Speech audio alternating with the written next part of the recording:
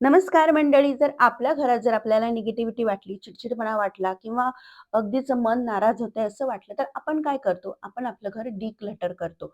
म्हणजेच काय, जे अस्ताव्यस्त असेल त्याला नीट ठेवतो किंवा न न लागणारं सामान असेल त्याला आपण तिथून काढतो घरातून आणि असं मस्तपैकी स्वच्छ, सुंदर, सुटसुटीत घर आपण ठेवतो, जेणेकरून आपल्याला त्या घरामधून नेहमी पॉझिटिव्हिटी वाटावी आणि खूप फ्रेश वाटावं.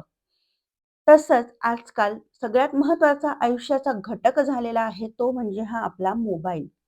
तर हा मोबाईल आपल्याला घर जसं डिक्लटर करतो त्याचप्रमाणे मोबाईलसुद्धा आपल्याला डिक्लटर करायचा आहे. तर का? कारण हा मोबाईल हा एक इम्पोर्टंट इन्फॉर्मेशनचा सोर्स झालेला आहे, ज्यामध्ये चांगली इन्फॉर्मेशन पण आहे आणि वाईट इन्फॉर्मेशन पण आहे.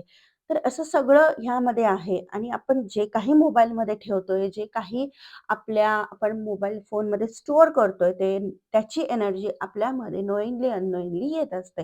त्यामुळे मोबाईल आपला डिक्लटर करणं खूप महत्त्वाचं असतं.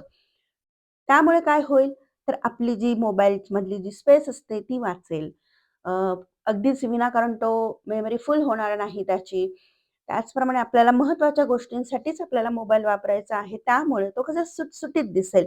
उगाचच त्यामध्ये अ, फोटोज भरलेले आहेत, व्हिडिओज भरलेले आहेत, जे आपल्याला लागत नाहीत ते किंवा ॲप्सच टाकलेले आपण, तसं नकोय. मग ह्यामुळे आपला गोंधळ होतो आणि आपल्याला आपला मोबाईल असा वचवच वाटायला लागतो. त्यामुळे चला आज करूयात आपण मोबाईलचं डिक्लटर. तर त्यासाठी कोणते-कोणते स्टेप्स आहे किंवा म्हणजे कसं करायचं हे थोडक्यात मी सांगणार आहे. व्हिडिओ शेवटपर्यंत बघा. व्हिडिओ जर आवडला तर चॅनलला सबस्क्राईब करा. व्हिडिओला लाईक, कमेंट नक्की करा. तर सर्वात नंबर 1 म्हणजे नको असलेले ॲप्स मोबाईलमधून काढून टाका. आपण काय करतो, बऱ्याचदा असे ॲप्स इन्स्टॉल करतो, जे आपल्याला त्याची अजिबात गरज नसते किंवा आपण ते वापरत सुद्धा नाही. मग कशाला आपण त्या ॲप्ससाठी आपल्या मोबाईलची स्पेस वाया घालवायची आणि आपले इम्पोर्टंट ॲप जेव्हा आपल्याला लागतात, तेव्हा अगदीच विनाकारण मोबाईल आपल्याला नुसता स्क्रोल करावा लागतो, की आपलं महत्त्वाचं ॲप आहे कुठे? म्हणून मग काय करायचं, की जे नको आहेत ते ॲप्स आपल्याला माहीत असतं, की हे ॲप्स आपण ढुंकून सुद्धा बघत नाही त्याच्याकडे. मग ते आपल्या मोबाईल फोनमधून काढून टाकायचे. ह्यामुळे तुमच्या मोबाईलची स्पेस तर वाचेलच, त्याचप्रमाणे सुटसुटीतपणा मोबाईलमध्ये दिसेल. नंबर 2, काही ॲप्स असे असतात, की जे कधीतरीच आपल्याला लागतात, नेहमीच लागत नाही. रोजच्या जीवनात एवढे काही महत्त्वाचे नसतात. मग काय करायचं, तर असे ॲप्स हाईड करून ठेवायचे. फोनमध्ये असे फीचर्स असतात, ते बघायचं आपल्याला कोणते लागणार नाहीये, तर ते होम स्क्रीनमधून रिमूव्ह करायचे. डिलीट नका करू. भले तुम्हाला ते लागत असतील, कधीतरी लागतील, पण मग ते होम स्क्रीनमधून किंवा स्क्रीनवरून ते रिमूव्ह करायचे. ह्यामुळे सुद्धा तुमचं जे मोबाईलची स्क्रीन्स असते त्यावरचे ॲप सुटसुटीत दिसतील आणि जे महत्त्वाचे आहेत तेच आपल्या डायरेक्ट डोळ्यासमोर दिसतील. तिसरी गोष्ट अशी आहे, की न लागणारे फोटोज, व्हिडिओज डिलीट करा. जे आपण लागत नाहीये आपल्याला. कधी-कधी आपल्याकडून काय होतं, नको असलेले फोटोसुद्धा आपल्याकडे फॉरवर्डेड असतात किंवा व्हिडिओज फॉरवर्डेड असतात आणि ते सेव्ह होतात. एकतर तशी सेटिंग मोबाईलची करा, की डाउनलोड केल्याशिवाय ते सेव्ह होणार नाही मोबाईलमध्ये किंवा मग ऑलरेडी डाउनलोडेड असतील तर ते डिलीट करा. त्याचप्रमाणे ते रिसायकल बिनमधून सुद्धा डिलीट करा. अजून एक, आपण जेव्हा एखाद्या ठिकाणी जातो, फोटो काढतो, तेव्हा आपण काय करतो, की सेम पोजमध्ये 10 फोटो तरी क्लिक करतो. Click, click, click. कारण आपल्याला काही पैसे लागत नाही ते क्लिक करायला आणि मग असे करून आपल्या मोबाईलमध्ये भरपूर फोटोज असतात, जे अनवॉन्टेड असतात.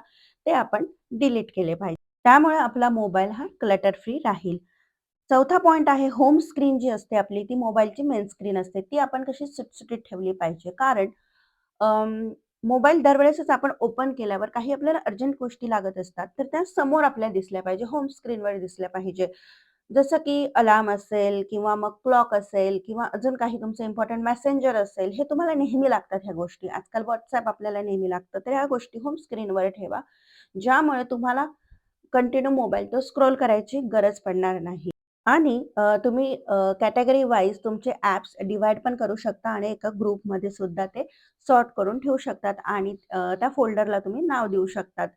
त्यामुळे तुमचा वेळ तर वाचेलच, त्याचप्रमाणे मोबाईल सुटसुटीत दिसेल आणि सुटसुटीतपणा, नीटनेटकेपणा किंवा क्लटर फ्री कोणाला आवडत नाही? सगळ्यांनाच आवडतं. मग ते घराच्या बाबतीत असो किंवा आपल्या स्वतःचे कपडे वगैरे ऑर्गनाइज करण्यामध्ये असो किंवा ह्या मोबाईलमध्ये म्हणजे आपण जेवढं आपल्याला आपली लाईफ ईझी करता येईल तेवढी आपण ईझी करायची असते.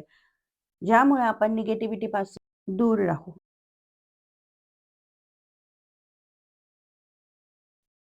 त्यानंतरचा महत्त्वाचा पॉइंट आहे तो म्हणजे आपल्या मोबाईलचा वॉलपेपर. मोबाईलचा वॉलपेपर हा आपण मोबाईलची स्क्रीन ओपन केल्या-केल्या दिसणारा असतो आणि तो नेहमी असं छान पॉझिटिव्ह आणि फ्रेश असावा आणि मेन म्हणजे आपल्याला मोबाईलवरच्या फॉन्ट असा दिसायला पाहिजे. जे काही त्याच्यावर येतंय ते दिसायला पाहिजे असा असावा. जेणेकरून आपल्याला मोबाईल बघितल्यावर सुद्धा एक मोटिव्हेशन मिळेल, पॉझिटिव्हिटी मिळेल. कारण जे आपण वॉलपेपर लावू, तो कोट समजा आपण लावलेला असेल पॉझिटिव्ह कोट, तर आपल्याला नेहमी तो दिसत राहणार आहे आणि ज्यामुळे आपल्याला अ, आपल्यामध्ये सुद्धा ती थॉट प्रोसेस इम्प्लिमेंट होणार आहे. त्यामुळे आपल्या मोबाईलचा वॉलपेपर हा नेहमी छान, हॅपी, पॉझिटिव्ह असाच ठेवा, जो तुम्हाला मोटिव्हेट करेल. त्याचप्रमाणे तुम्ही वेगवेगळे वॉलपेपर्ससुद्धा चेंज करू शकतात. त्यामुळे जसं आपल्या घरात आपल्याला एखादी गोष्टीचा कंटाळा आला, तर आपण त्या जागी दुसरी गोष्ट ठेवतो किंवा थोडंसं घरामध्ये बदल करतो. वस्तूंमध्ये, घराच्या वस्तूंमध्ये. त्याचप्रमाणे हे मोबाईलच्या वॉलपेपरचं सुद्धा आहे. थोडासा कधीतरी बदल करायचा. आपल्याला पण थोडंसं वेगळं आणि छान वाटेल. त्याचप्रमाणे जे आपल्या मेसेंजरमध्ये किंवा अनेक सोशल मीडियाच्या आपल्या साइट्स असतात, त्यामध्ये नको असलेले मेसेजेस किंवा ज्याचा आपल्याला उपयोग नाहीये, गुड मॉर्निंग, गुड नाईट किंवा अजून काही बरेच मेसेज असतात, जे आपल्याला युजफुल नाही वाटत. तर ते सुद्धा वेळोवेळी डिलीट करा. ज्यामुळे सुटसुटीतपणा तुमच्या मोबाईलमध्ये राहील. आजकालच्या काळात बऱ्याचशा गोष्टी आपल्या ईमेल थ्रू होत असतात आणि महत्त्वाचे ईमेल्स पण असतात आणि जे काहीच उपयोगाचे नसतात असे ईमेल्ससुद्धा आपल्याला येत असतात.